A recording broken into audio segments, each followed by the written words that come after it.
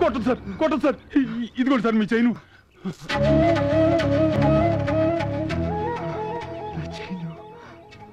అమ్మ నాకు ఇచ్చిన చైను. మండలు తనని గణేష్, అప్పుడు ఇలాంటి వాళ్ళకి బుద్ధి వస్తుంది. అయ్యో ఏంటండి మీరు ఆయన పోయి కొట్టమంటున్నారు? ఎంత పెద్ద సహాయం చేశారు. ఆయన కాళ్ళకి దండం పెట్టానండి. అన్నా మీ కాళ్ళు ఏమన్నా, కాళ్ళు చూపించండి అన్నా.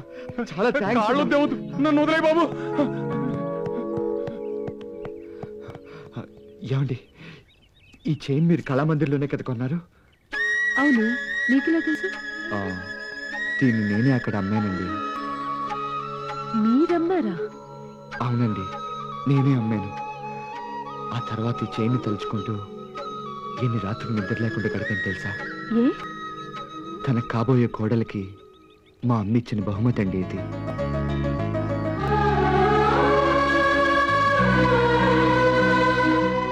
నేను అసలు హైదరాబాద్ వచ్చిందే నా మామయ్య కూతురు అమ్ము కోసం. కానీ నా ప్రేమను అంగీకరించి మాకు పెళ్లి చేయాల్సిన నా మామయ్యే దానికి విరోధయ్యాడు. ఎవరినైతే చూడాలని ఆశగా ఈ ఊరొచ్చానో తనని చూడకుండానే ఉండిపోయాను. చూడకూడదని పట్టుదలతో ఉన్నానే తప్ప ఒక్క నిమిషం కూడా తను మర్చిపోలేదు.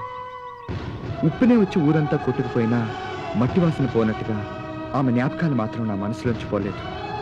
చూసే ప్రతి వస్తువులను 4 ఏళ్ల వయసులో చూసిన నా అమ్మునే చూస్తున్నాను.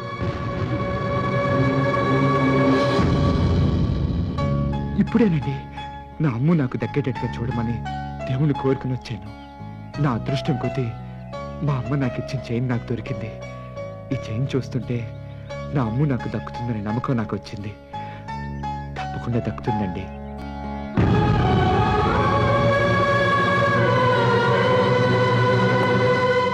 దక్కుతుంది కదండి?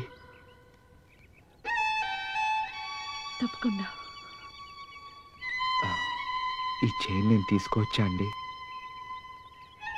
సంతోషంగా. ఇది మీ అమ్ముకి నేను ఇచ్చిన పెళ్లి కానుకగా ఉండనివ్వండి. All the best.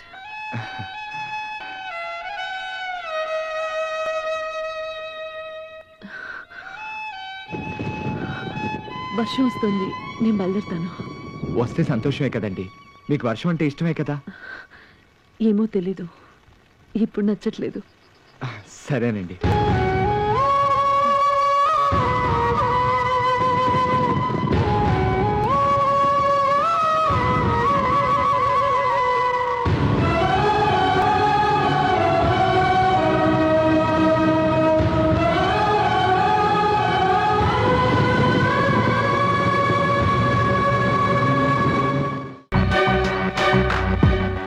ఏమండి, ఈ అడ్రస్ ఇదేనా? కొంచెం చూసి చెప్తారా?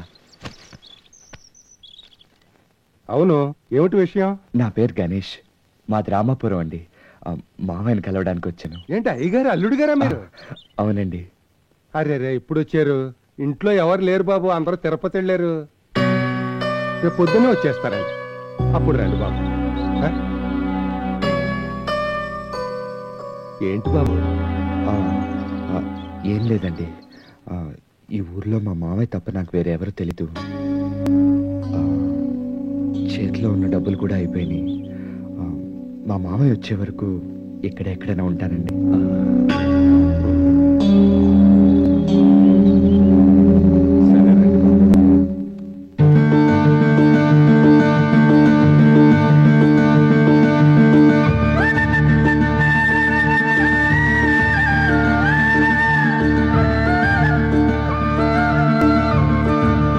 ఏంటి బాబు ఏదో ఆలోచిస్తున్నావు? ఏం లేదండి, మామయ్య గొప్ప స్థాయికి రావాలని అమ్మ ఎంతో ఆశపడింది. అమ్మ ఆశపడినట్టుగానే మామయ్య ఈరోజు మంచి స్థాయికి వచ్చేసాడు. కానీ అది చూడ్డానికి అమ్మ లేదు.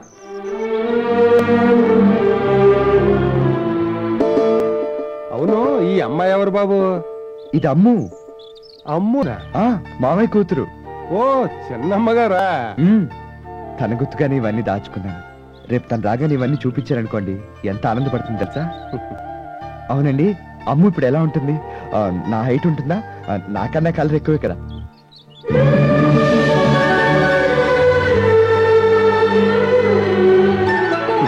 అమ్మాయికి ఏంటి బాబు బంగారు బొమ్మ. లేకపోతే మాత్రం ఏంటంట, నేను నా అమ్మునే పెళ్లి చేసుకుంటాను. అయినా వచ్చినప్పటి నుంచి చూస్తున్నాను అమ్మాయి గారి గురించే, కానీ మీ గురించి ఆలోచించుకోరా? మీరు ఇంకా భోజనం చేయలేదు బాబు. రండి భోజనం చేద్దాం, రండి. చూడు, సార్ లగేజ్ లోపల పెట్టాలి రా. అలాగే.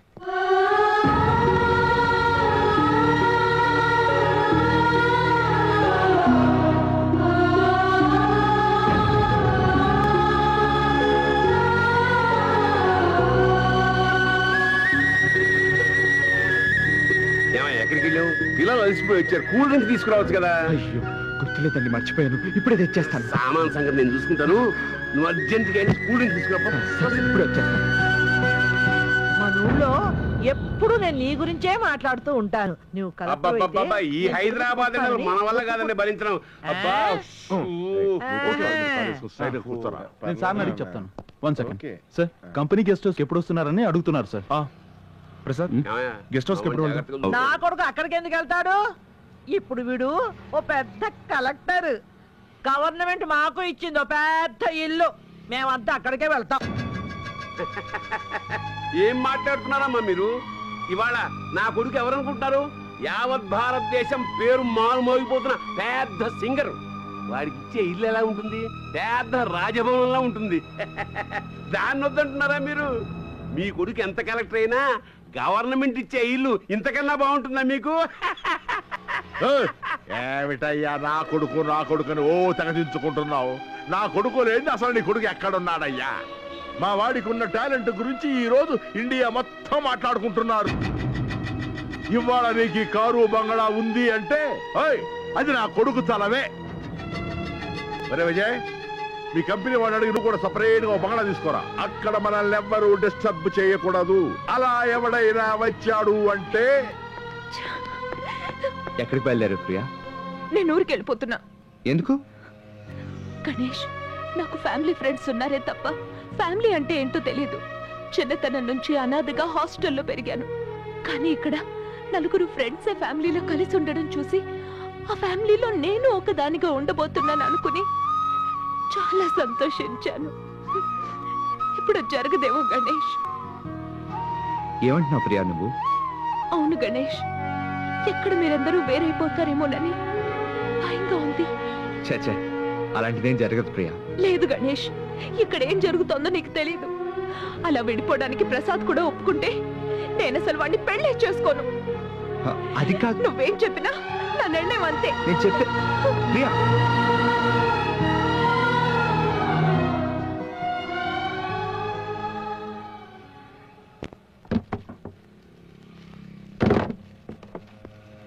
ఓ హాయ్ అంజలి, రండి రండి.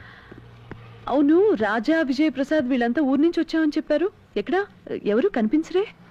వాళ్ళ అమ్మా నాన్న అందరూ వచ్చారు కదా, షాపింగ్కి వెళ్ళారు. అవును, సార్ ఎవరు? Hi Ganesh, I'm Rajesh. అంజలి, నేను ఎవరో చెప్పానా? మీ అంజలిని పెళ్లి చేసుకుని అమెరికాకి ఎత్తుకెళ్ళిపోవడానికి వచ్చాను. పెళ్ళా? చెప్పనే లేదు. చూసారా మీరు? చాలా అదృష్టవంతులు సార్ మీరు. మా అంజలిని పెళ్లి చేసుకుంటున్నారు కదా, మీరు చాలా లక్కీ. అవును, పెళ్ళెప్పుడు? Coming 15th. 15th? అదేంటి సార్, పెళ్లిని ఒక్కరోజు వాయిదా వేయకూడదా? ఏ? వచ్చే 14వ తారీఖు మన ఫ్రెండ్స్ ఫంక్షన్ ఉంది, మీరిద్దరు తప్పకుండా రావాలి. ఎలా గణేష్, ఆ రోజు మా నిశ్చితార్థం కదా. ఆ ప్రోగ్రామ్ ఎలాగూ లైవ్ ప్రోగ్రామే కదా, మేము టీవీలో చూస్తాం గణేష్. మా పెళ్లి విషయం సరే, మీరెప్పుడు మీ మావయ్య కూతుర్ని మాకు చూపిస్తున్నారు? మీరు అమెరికా వెళ్లే లోపలే ఈ ఫంక్షన్ అవగానే మనం అందరం కలిసి మా మామయ్య ఇంటికి వెళ్దాం. ఆ రోజు మీరు చెప్పినట్టుగానే మీరే నా కోసం పెళ్ళి అడగాలి. వస్తారు కదా? నేను రావచ్చా సార్? తప్పకుండా సార్. Okay, thank you. నేను ఒకటి మిమ్మల్ని నించోబెట్టే మాట్లాడుతున్నాను. రండి కూర్చోండి. లేదు గణేష్, ఈయన ఫ్రెండ్స్ ని ఇన్వైట్ చేయడానికి బెంగళూరు వెళ్తున్నాము. ఓ రాగానే ఇన్విటేషన్ తీసుకుని వస్తాం. సరే. All right my friend. Okay, see you. Bye.